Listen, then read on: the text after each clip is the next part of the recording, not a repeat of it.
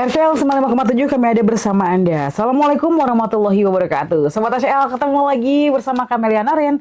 Dan seperti biasa kita berkeliling Kabupaten Sukabumi dalam memberikan pelayanan publikasi atas tentunya ya bagi UMKM yang ada di wilayah Kabupaten Sukabumi, baik itu UMKM makanan ringan ataupun juga jenis-jenis usaha lain seperti poktan juga ataupun juga ada pokdakan. Nah, salah satunya adalah ini menjadi salah satu ciri khas dari Kabupaten Sukabumi sendiri, sahabat Asyal. Kenapa? Karena Kabupaten Sukabumi ini kan terdiri dari lahan pertanian yang cukup luas. Makanya dari itu kita mendatangi salah satu poktan ataupun pelaku usaha dan juga petani ya. Petani yang lain, tapi ini petaninya adalah petani kopi ataupun juga perajin kopi. Di bawah kaki Gunung Gede, Pangrango, lalu tepatnya di Kampung Cijagung Pojok, Paninengan ya, Kampung Cijagung Paninengan, ini RT 31 RW 8 Desa Gede Pangrango, Kecamatan Kudampit. Kita berkunjung ke salah satu poktan kopi. Ada poktan kopi Mekarsari ya Bu ya? Oke, dan sebenarnya juga sudah ada sang pemilik ataupun petani kopi itu sendiri, UMKM kopi sendiri, ada Ibu Nung Nurhayati. Assalamualaikum Ibu. Waalaikumsalam. Sebelumnya terima kasih Ibu ya di sela kesibukannya dalam meracik kopi tentunya ya, dan berkebun juga pastinya, berbagi cerita dengan kita, berbagi pengalaman dengan kita, bagaimana sih cara pembuatan kopi seperti apa sampai dengan dikemasnya seperti apa. Nah, kalau boleh tahu Bu, mohon izin sebelum kita bertanya-tanya lebih lanjut ya Bu ya, karena ini juga mudah-mudahan menjadi inspirasi bagi rekan-rekan UMKM yang lainnya, terutama para petani kopi yang lainnya, karena kan jarang sekali ya petani kopi di wilayah Kabupaten Sukabumi, terutama juga ini kan datarnya tinggi juga ya di daerah Gede Pangrango ini. Dan Bu, sebelum kita ngebahas terkait dengan prosesnya seperti apa, mungkin kita mau tanya dulu Bu, sebenarnya awal mula ataupun sejak kapan sih Bu usaha ini dimulai? Kalau untuk usahanya dari 2016. 2016. Nah, cuma kita tanam kopi dari tahun 2006. Oh, jadi tanam kopinya dari 2006? Iya. Oke, tapi pemasaran kopinya di 2009 itu kita kan panen nih. Jadi saya cerita dari awal. Oke, dari awal. Cerita dari awal. Ya, dulu itu ada apa yang datang ke sini tahu-tahu nawarin bibit kopi. Sedangkan kita itu kan nggak tahu, nggak tahu sama sekali bahwa kopi itu harus ditanamnya seperti apa. Karena di sini kan baru itu kopi, karena kebanyakan sayuran. Nah di situ karena kami sebagai kelompok tani, kita sebar sama anggota kelompok juga, kita nyuruh harus tanam kan gitu. Nah waktu itu 2009-2010 itu kita pasca panen. Panen itu kan otomatis si kelompok tani ini harus digimanain. Oh, sia-sianya ya. Oke. Nah, kita tampung dan kita pun tidak tahu ini harus dijual kemana. Waktu itu kita tampung aja.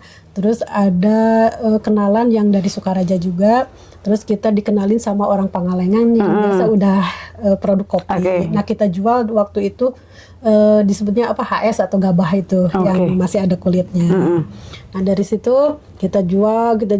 Nah 2016 itu kita pernah ikut ada acara di desa Sukamaju itu, penanaman juga. Cuma waktu itu kita bawa kopi, tank kopi. Oh, tank kopi. Nah, kopi kita kenalin ke orang-orang nih, kita punya kopi, kita gratisin. Oh, digratisin ya? Iya. Oh, diseduh langsung di situ ya? Kita seduh, si bapak yang bawa termos tuh, kayak yang ngebagi-bagi waktu itu. Terus setiap ada bajar atau pameran tuh kita ikut. Nah, di situ kita kenal sama orang instansi pertanian atau yang lainnya juga. Baru kita dikenalin bahwa ini di Kadudampit ada ini, nah, gitu. Kita ngenalin kopi. Dari mulai 2016 itu kita baru bisa bikin bubuk dengan cara disangrai. Masih pakai tradisional ya? Gitu. Kita sangrai sampai ada yang gosong, ini tuh lah kita tunggu, kita bagiin. Alhamdulillah diterima sama masyarakat juga waktu itu. Nah kita mulai ngerintis untuk usahanya tuh kayak sampai IRT. Oke, semua perizinannya lengkap ya. Gitu, ya. Sampai halal juga ada ya. Iya. Oke, berarti ini berawal dari ketidaksengajaan karena ada yang ngasih bibit kopi ke sini ya. Gitu. Faktor ketidaksengajaan tapi dilakukan dengan ketekunan juga. Jadi ini salah satu poin yang penting sekali Sobat Tasya, bagaimana kita mendapatkan peluang dan juga menekuni peluang tersebut ya Bu, benar nggak sih Bu? Karena basically dasarnya juga nggak ada basic pertanian kopi juga kan. Jadi belajarnya otodidak ya belajarnya ya. Oke. Kita nyemai pun sampai 6 bulan waktu itu. Oke. Kan kata orang-orang masa belum tumbuh kayak gitu. 6 bulan baru kita tumbuh itu si bibit kopi. Saking nggak tahunya harus gimana gitu ya. Jadi berdasarkan pengalaman belajar secara otodidak juga, dan juga yang pasti adalah jangan pantang menyerah pastinya ya, Jadi kenapa sebenarnya nggak memilih kopi sebenarnya Bu ya? Nggak memilih kopi awalnya ya. Jadi karena emang nggak sengaja aja ada tanaman kopi ke sini menyamperin tanaman kopi sendiri ya. Jadi yang memberikan motivasi juga mungkin ya, karena juga di sini kelihatan lahannya juga subur ya Bu ya? Subur, alhamdulillah. Jadi kalau untuk kopi sendiri Bu, kita balik lagi nih, kan tadi Ibu udah dapat bibitnya juga. Nah kalau proses pembuatan kopinya sendiri sehingga menjadi kopi seperti yang dikemas ini, lalu juga dijajakan, dijual ataupun juga diseduh, ini prosesnya dari mulai penanaman tuh seperti apa sih Bu? Nah, kita dari segi tanam dulu, nanti misalkan kita udah panen, kita ada prosesnya sih macam-macam ya. Ada yang fermentasi dulu, ada juga yang langsung jemur kayak gitu. Nah udah gitu kita di huller istilahnya. Kalau di sini kan kita nggak punya mesin huller kayak gitu ya. Kita ditumbuk ya. Jadi si biji kopi itu ditumbuk ya. Kayak gitu. Terus kita jemur lagi sampai kering minimal 12,5% si kadar airnya itu, baru kita bisa untuk proses roasting atau penyangraian itu. Disangrai pakai katel ya, gitu ya. Gitu kan. Kalau dulu saya kalau sekarang udah canggih ya. Udah ada mesin. Jadi udah ada mesin roasting sendiri. Berarti mulai dari pembibitan sampai dengan panen itu berapa bulan Bu? Dari pembibitan sampai panen paling kalau sekarang tuh setahun juga udah bisa panen. Karena udah ada ilmunya nih. Ya, gitu. Kalau dulu di semai nggak bibit-bibit ya, 2 tahun. Oh luar biasa ya, lama banget Bu itu. Jadi ada ilmunya sendiri ternyata ya. Kalau memang kita pengen sesuatu itu memang harus tahu ilmunya dulu. Jadi sekarang itu setahun juga sudah panen. Sekali panen bisa menghasilkan berapa banyak Bu? Itu tergantung kita lahan kopinya. Misalkan kalau dari sekian ribu jadi berapa, itu tergantung kualitas kopinya juga sih, bagus apa tidaknya. Cuma yang paling bagus dari satu pohon bisa nyampe 3 kiloan. Satu pohon 3 kilo? Itu per tahun berarti per tahun, per panen itu. Per panen ya, per panen. Kalau panennya setahun sekali berarti memang menghasilkannya setahun sekali apa beberapa bulan yang dihasilkan juga sama? Kalau panen kan setahun sekali, cuma kita itu dalam segi panen 3 bulan. Dalam 3 bulan itu berturut-turut, dari misalkan panen pas pertama itu dari bulan April udah mulai kelihatan panen tuh, kita ambil yang merah-merah. Oh, yang merah-merah sudah bentuk merah ya? Iya. Ada contohnya ya kayaknya ya? Ada. Boleh? Boleh, terima kasih. Nah ini ya Bu ya, ini adalah contoh merah. Ini yang hasil petik ya Bu ya? Iya, ini yang hasil petik merah itu ya seperti ini. Petik merah, jadi setelah pasca 3 bulan kalau ada kelihatan yang merah-merah, ini bisa langsung dipetik. Setelah dipetik dijemur dulu. Ada yang prosesnya penjemuran dulu, ada juga yang kita fermentasi. Didiemin gitu ya fermentasinya. Fermentasi itu kita langsung pecah kulit. Oh, pecah kulit. Nanti kita simpan 1 malam. Oke, berarti baru besoknya kita cuci langsung jemur. Oke, ada yang langsung jemur, ada juga yang difermentasi ya, 1 malam dulu lalu dicuci, dikupas kulitnya langsung dijemur. Oke, jadi kalau kandungan dijemur itu adalah 12,5% kandungan airnya. Itu kalau udah green bean. Oh, green bean apa itu Bu green bean? Green bean itu kayak beras kayak gini. Oke. Ini kayak gini. Bentuknya kayak gini ya? Iya, kayak gitu. Coba. Ini green bean disebutnya. Green bean. Ini yang fermentasi. Ini namanya natural. Natural. Ini proses natural. Oh, dengan alami ya? Iya. Dengan alami fermentasi didiemin itulah ya, didiemin. Ini kalau natural itu kita jemur pakai cangkangnya dulu, pakai kulitnya dulu. Kalau dijemur langsung, oke. Berarti berarti prosesnya sama ya? Kalau misalnya meskipun jenis kopinya beda. Jadi kopinya ada Robusta dan Arabica ya. Yang membedakan Robusta dan Arabica lebih yang lebih spesifiknya apa sih Bu? Yang membedakannya sekali? Mungkin dari rasa juga. Dari ya. rasa. Kalau Arabica blendnya pasti pahit lah. Robusta blendnya pasti pahit ya. Kalau Arabica itu kan kita bisa bikin macam-macam. Dari pengolahan juga bisa kita bikin macam-macam. Oke, jadi rasanya harganya juga berbeda ya? Ya, Oke, lebih mahal Arabica kayaknya. Tapi biasanya kalau kopi itu tergantung peminatnya masing-masing ya Bu? Iya, tergantung gitu. Mau kita sukanya apa gitu. Kita kan kalau Arabica ada asam-asamnya. Kadang orang suka bilang tuh, saya asam lambung gitu.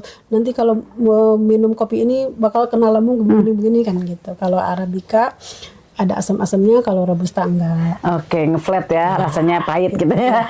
Oke, nah kalau itu kan berarti sampai dengan proses di roasting, lalu juga di green ya?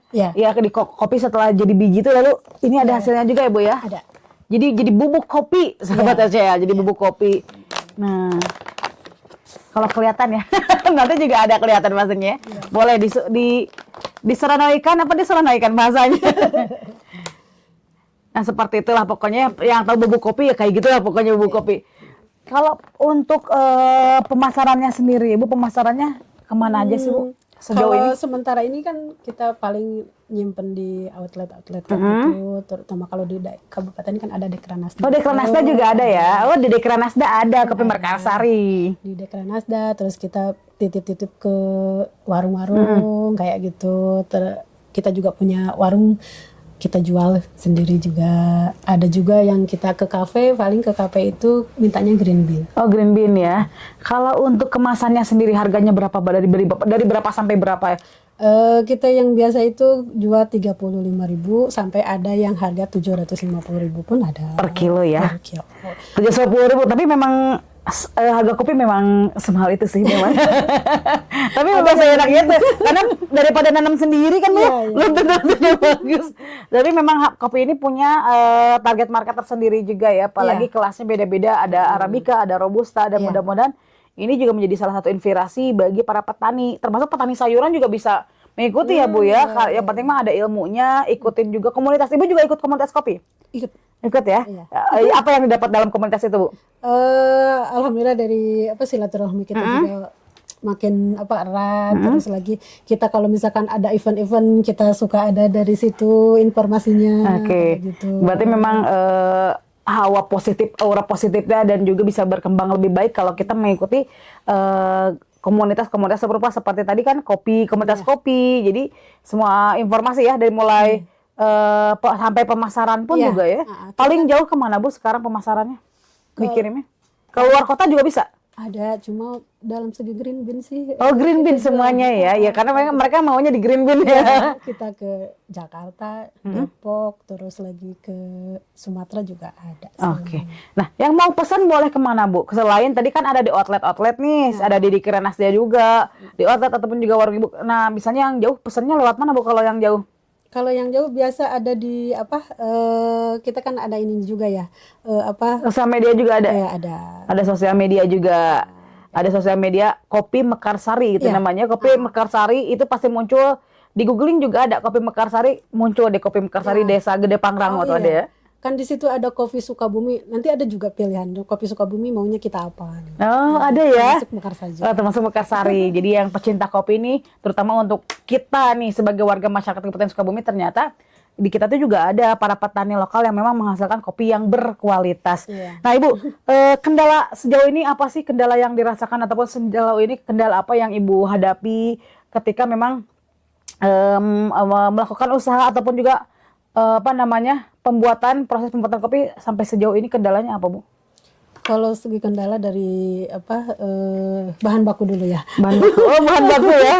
Bahan baku itu karena sekarang kan kebunnya udah mulai susut ya. Jadi mungkin itu kita sampai beli ke luar Kadu Dampit.